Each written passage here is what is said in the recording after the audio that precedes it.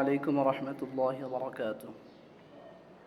যে ব্যক্তি জুমার দিন আসরের পরে এই দুরূদটি ৮০ বার পাঠ করবে, আল্লাহ তাআলা তার পূর্বের ৮০ বছরের গুনাহ মাফ করে দিবেন এবং ৮০ বছরের সওয়াব লিখে দিবেন। এবং হাদিসের মধ্যে এটাও এসেছে যে জুমার দিনে যে ব্যক্তি বেশি বেশি নবীজির প্রতি দুরূদ পাঠ করবে, এই দুরূদগুলো স্বয়ং আল্লাহর নিকট পেশ করা হয় এবং কিয়ামতের মাঠে নবীজির নৈকট্য লাভ করা যায়। দুরূদটি হলো আল্লাহুম্মা সাল্লি আলা মুহাম্মাদিন নবিয়্যিল উম্মি ওয়া আলা আলিহি ওয়া সাল্লিম তাসলিমা। ভাই, আজকে একটু ভাবে দেখলে আমাদের অনলাইনের মধ্যে কত সময় চলে যায়, কত সময় আমাদের নষ্ট করে ফেলি, অথচ এই দুরূদটি পড়তে 10 থেকে 15 মিনিট সময় লাগে। আর কত ফজিলত, আমরা আজকে এই দুরূদগুলো পড়ি না, 10-15 মিনিট সময়কে আমরা আল্লাহর রাস্তায় দিই না।